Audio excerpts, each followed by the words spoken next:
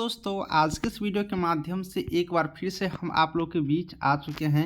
मेरे प्यारे सिस्टर, इस वीडियो को आप लोग गौर से देखिएगा क्योंकि इस वीडियो के माध्यम से और इस क्लास के माध्यम से हम आपको पूरे एएनएम की तैयारी कराने के लिए आपके पास आ चुके हैं। मेरी प्यारी सिस्टर, आप लोग को जैसे कि पता होगा यूपी में अभी एएनएम का फॉर्म का अप्लाई हो रहा है।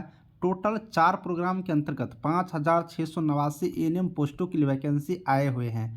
अब ये जो एएनएम की वैकेंसी है इसमें वीवीआई क्वेश्चन आप लोग को हम करवा देते हैं जो कि आपके एग्जाम में आपको पूछे जाएंगे।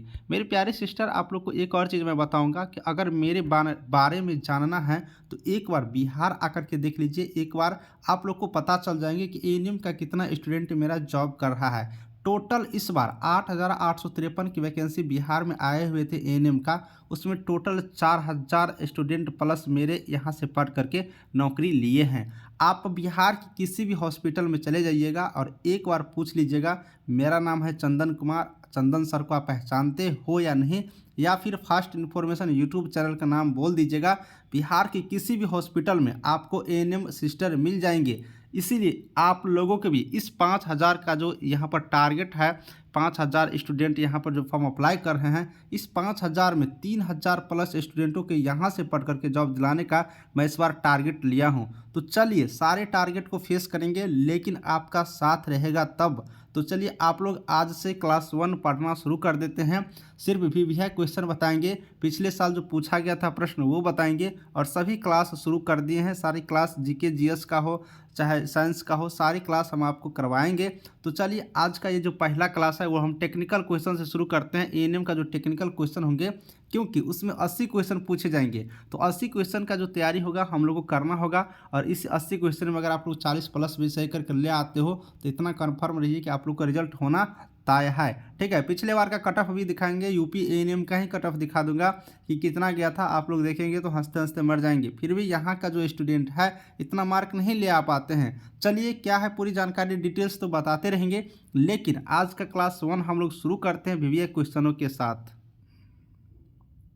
तो मेरे प्यारे सिस्टर, हम आ गए हैं क्लास पर। आपको बता दूं यहाँ से कि आप लोग फास्ट इन्फॉर्मेशन यूट्यूब चैनल के माध्यम से क्लास ले रहे हैं यहाँ पर। और एएनएम कॉम्पिटिटिव एग्जामिनेशन में जो पूछे जाएंगे सिर्फ वीवीआई क्वेश्चन करवाएंगे। और इस क्वेश्चन में आप लोग को पिछले वर्ष जो पूछा गया था क्वेश्चन, वो सारे क्वेश्चन को इंक्लूड कर दिए हैं। ठीक है, इसलिए चलिए एक एक करके क्वेश्चन शुरू करते हैं। पहला मेरा क्वेश्चन है, यहाँ से देख लेते हैं। पहला क्वेश्चन है, किस प्रकार का पुनर्वास जिसमें शरीर के कार्यों की बहाली होती है। अब देखिए कौन से किस प्रकार के एक पुनर्वास है जिसमें शरीर का जो भी कार्य होता है उसमें वो बहाल होते हैं, उसमें वो कार्य करने में मदद करते हैं। तो इसका राइट आंसर है व्यावसायिक पुनर्वास। व्यावसायिक पुनर्वास, इसको याद रखेंगे। ठीक है, चलिए नेक्स्ट क्वेश्चन कर लेते हैं। मेरा नेक्स्ट क्वेश्चन है, निम्नलिखित में से कौन एक जीवित छीन टीका नहीं है। देखिए 4 टीका का नाम यहाँ पर बताया गया। ठीक है, 4 टीका का नाम बताया गया। इनमें से बताना है आपको कौन सा एक जीवित छीन टीका नहीं है। ऑप्शन है बीसीजी, उसके बाद साल्क, सबीना और खसरा। बताइए चारों टीका का नाम है और कौन से टीका है जो जीवित छीन टीका नहीं है। तो यहाँ पर ऑप्शन नंबर बी याद रखेंगे, साल्क। साल्क एक ऐसा टीका है जो जीवित छीन टीका नहीं है। तो ऑप्शन बी इसका राइट आंसर हुआ। चलिए नेक्स्ट ऑब्जेक्टिव क्वेश्चन की तरफ बढ़ते हैं। यहाँ पर किन संचारी रोगों के प्रसार को रोकना सबसे कठिन है। संचारी रोग का मतलब क्या होगा। संचारी रोग का मतलब हुआ कि जो एक व्यक्ति का रोग दूसरे व्यक्ति में रोग जाता है। ठीक है, वो संचारी रोग हो गया। एक व्यक्ति के कारण से दूसरे रोग, जैसे कोरोना का भी जो रोग था वो संचारी रोग था, एक व्यक्ति से दूसरे व्यक्ति के रोग में हो जाता था। इस टाइप का रोगों को सबसे रोकना कठिन कौन सा है। इनमें से कौन से रोगों को ऐसा है जिसे रोकना सबसे कठिन है। ऑप्शन है वेक्टर जनित, 2 मर्दों के बीच की बात, एयरबॉर्न और जल जनित। कौन सा रोग है जो संचारी रोग है और उसे रोकना यहाँ पर सबसे ज़्यादा कठिन है। यहाँ पर ऑप्शन राइट आंसर क्या हो जाएगा, राइट आंसर की तरफ चलिएगा तो एयरबॉर्न एक ऐसा यहाँ पर जो संचारी रोग है जिसे रोकना सबसे ज़्यादा कठिन है। नेक्स्ट क्वेश्चन कर लेते हैं लंबवत। ठीक है, लंबवत संचरण कैसे होता है। लंबवत संचरण कैसे होता है। ऑप्शन है मच्छरों के माध्यम से, सीधे संपर्क के माध्यम से, बूंदों के माध्यम से, प्लेसेंटा के माध्यम से। चलिए बताइए कि यहाँ पर लंबवत संचरण कैसे होता है। तो लंबवत संचरण की बात करेंगे तो प्लेसेंटा के माध्यम से होता है। यहाँ से ऑप्शन याद रखेंगे, ऑप्शन नंबर 4 प्लेसेंटा के माध्यम से आपको लंबवत संचरण होते हैं। तो ऑप्शन नंबर डी क्या करेंगे, यहाँ से राइट आंसर हुआ, इसे हम लोग याद रखेंगे। नेक्स्ट क्वेश्चन है हम लोग का, डीपीटी वैक्सीन को स्टोर करने के लिए आदर्श तापमान क्या होता है। डीपीटी वैक्सीन को रोकने के लिए आदर्श तापमान क्या होता है ना। तो डीपीटी अगर वैक्सीन है उसको रोकने के लिए आदर्श तापमान की बात करेंगे तो ऑप्शन क्या है, कमरे का तापमान यानी कि रूम टेम्परेचर 4 से 8 डिग्री सेल्सियस, 0 से 20 डिग्री सेल्सियस, या फिर 18 से 20 डिग्री सेल्सियस। चलिए बताइए कि राइट आंसर इसका क्या होगा।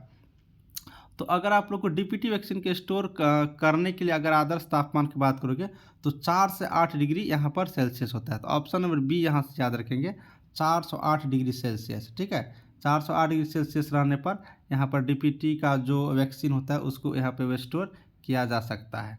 ठीक, चलिए नेक्स्ट क्वेश्चन का देख लेते हैं, किस अध्ययन में हम रोग के सापेक्ष जोखिम प्राप्त कर सकते हैं। ठीक है, किस प्रकार का अध्ययन करेंगे जिसमें रोग के सापेक्ष एक जोखिम प्राप्त कर सकते हैं। ऑप्शन है मामले का अध्ययन, जनसंख्या वर्ग स्टडी, मामला नियंत्रण अध्ययन और प्रयोगात्मक अध्ययन। बताइए कौन सा अध्ययन करने पर हम रोग के सापेक्ष जोखिम प्राप्त कर सकते हैं।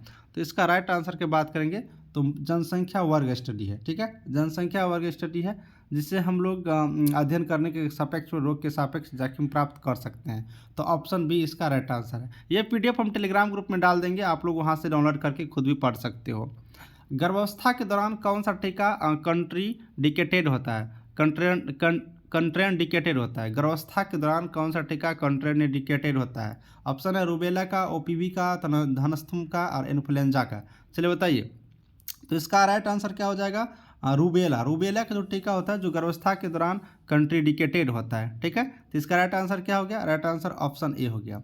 निम्नलिखित में कौन विशिष्ट सुरक्षा का गठन करता है। चलिए बताना है निम्नलिखित में कौन विशिष्ट सुरक्षा का गठन करता है। तो इसका क्या होगा, प्रतीक्षा, एलर्जी से बचाव, स्वस्थ वातावरण, रसायन रोग वृद्धि, क्या हो जाएंगे। तो यहाँ पर बात करेंगे निम्नलिखित में कौन विशिष्ट सुरक्षा गठन करता है, तो प्रतिरक्षा। प्रतिरक्षा है जो विशिष्ट सुरक्षा का क्या करता है, गठन करते हैं। तो ऑप्शन ए यहाँ से क्या करेंगे, याद रखेंगे। चलिए अगला क्वेश्चन देख लेते हैं, कौन सी श्रेणी बताती है कि बीमारी की आवृत्ति को स्वीकार्य सीमा भीतर रखते हैं, स्वीकार्य सीमा के भीतर रखते हैं। ठीक है, कह रहा है कि कौन सी श्रेणी बताती है बीमारी की आवृत्ति को स्वीकार्य सीमा के भीतर रखते हैं। ठीक है, रखते हैं होगा, तो कौन सी श्रेणी, जैसे कि नियंत्रण श्रेणी, निवारण श्रेणी, नाश श्रेणी या फिर निगरानी श्रेणी। तो इसका राइट आंसर क्या हो जाएगा, नियंत्रण श्रेणी। नियंत्रण श्रेणी बताती है, नियंत्रण करती है कि कोई भी आवृत्ति हो उसको, बीमारी की आवृत्ति उसको स्वीकार्य सीमा के भीतर रखते हैं या नियंत्रण करते हैं। तो ऑप्शन यहाँ से क्या होगा, ए याद रखेंगे। नेक्स्ट क्वेश्चन करते हैं, प्रहरी निगरानी का मुख्य उद्देश्य क्या है। प्रहरी निगरानी का मुख्य उद्देश्य क्या है। ठीक है, इसका ऑप्शन है कुल मामलों का पता लगाना, चिकित्सीय हस्तक्षेप के लिए, रोग के प्राकृतिक इतिहास को दर्शाने के लिए, प्रहरी बवासीर की रोकथाम के लिए। चलिए बताइए प्रहरी निगरानी का मुख्य उद्देश्य क्या है। तो इसका राइट आंसर क्या हो जाएगा, कुल मामलों को पता लगाने के लिए। ऑप्शन यहाँ से क्या याद रखेंगे, ए याद रखेंगे। ठीक है, कुल मामलों को पता लगाने के लिए। चलिए नेक्स्ट क्वेश्चन है, मौखिक पुनर्जलीकरण विलयन में साइट्रेट मिलाने का क्या उद्देश्य है। मौखिक पुनर्जलीकरण विलयन में साइट्रेट मिलाने का क्या उद्देश्य है। ठीक है ना, अगर मौखिक पुनर्जलीकरण विलयन हो रहा है तो उसमें साइट्रेट क्यों मिलाया जाता है। तो साइट्रेट में रिफ्रेंड इसलिए मिलाया जाता है कि सही से एसिडोसिस हो सके, सही से एसिडोसिस हो सके, इसलिए उसमें साइट्रेट मिलाना का एक उद्देश्य होता है। नेक्स्ट क्वेश्चन कर लेते हैं, हाइजा के टीके के संबंध में निम्नलिखित में कौन सा कथन गलत है। गलत कथन कर, आप 3 कथन किसी न किसी तरीके से सही होगा, एक गलत है। यह 6 महीने के अंतराल पर दिया जाता है, लंबे समय तक चलने वाला प्रतिरक्षा है, महामारी में उपयोग नहीं है, मौखिक रूप से नहीं दिया गया है। चलिए बताइए कि हाइजा का टीका का संबंध निम्नलिखित कौन सा है जिसका एक गलत है, इसमें से उससे रिलेटेड नहीं है। तो ऑप्शन बी लंबे समय तक चलने वाली प्रतिरक्षा, ये बात नहीं है, बाकी सब सही है। ठीक है, ये कथन गलत है चूँकि ये लंबे समय तक नहीं चलते हैं।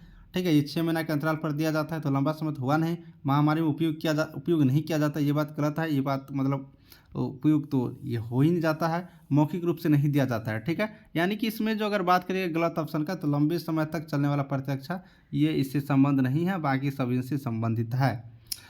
नेक्स्ट क्वेश्चन कर लेते हैं, प्रोटोसिस वैक्सीन का पूर्ण कंट्रीडिकेशन क्या है। अब देखिए प्रोटोसिस वैक्सीन का पूर्ण कंट्रीडिकेशन पूछ रहा है, तो प्रोटोसिस वैकेंसी का पूर्ण कंट्रीडिकेशन का बात करेगा तो बुखार होता है। ठीक है, पूर्ण कंट्रीडिकेशन क्या हो गया, बुखार हो गया। यहाँ से राइट आंसर हम लोग बी याद करेंगे। चलिए 1-2 क्वेश्चन और कर लेते हैं। त्वचा ब्लीच तैयार करने के बाद कितना क्लोरीन उपलब्ध होगा। अब देखिए त्वचा ब्लीच तैयार करने के बाद क्लोरीन उपलब्धता की बात करिएगा तो यहाँ पर 30% होता है। ऑप्शन नंबर बी याद रखेंगे 30%। एक और क्वेश्चन कर लेते हैं, निम्नलिखित में कौन सबसे शक्तिशाली रासायनिक कीटनाशक है। ठीक है, कीटाणुनाशक है कौन सा, निम्नलिखित में कौन सबसे अधिक शक्तिशाली रासायनिक कीटाणुनाशक है। तो सबसे अधिक कीटाणुनाशक की बात करेंगे तो लाइसोल ऑप्शन बी यहाँ से याद रखेंगे, क्या है लाइसोल। तो मेरे प्यारे फ्रेंड आपको हम सिर्फ 15 क्वेश्चन इस वीडियो में करवा दिए हैं। नेक्स्ट वीडियो लेकर आऊँगा, उसमें बहुत वीवीआई क्वेश्चन करवाऊंगा, और जो मैं क्वेश्चन करवा रहा हूँ सिर्फ वीवीआई और इसमें जो पिछले साल का क्वेश्चन इंक्लूडिंग है बस उतना ही इसमें इंक्लूडिंग है, और वही क्वेश्चन करवा रहा हूँ। वादा करता हूँ कि बिहार और स्वास्थ्य विभाग में जिस तरह से हर हॉस्पिटल में यहाँ पर एएनएम कैंडिडेट को यहाँ पर जॉब दिलाने में मैं हेल्प किया हूँ, उसी तरह से यूपी एनएचएम के अंतर्गत, यूपी स्वास्थ्य विभाग के अंतर्गत हर हॉस्पिटल में आप लोग एक एक दो दो चार चार एएनएम यहाँ से बनकर जाएंगे, ये मेरा वादा है। आप लोग बस अच्छी तरीके से पढ़ते रहिए, नोट्स भी बनाते रहिए, आपको पूरी जानकारी यहाँ से मिलता रहेगा। चलिए वीडियो को समाप्त करते हैं। थैंक यू मेरी प्यारी सिस्टर।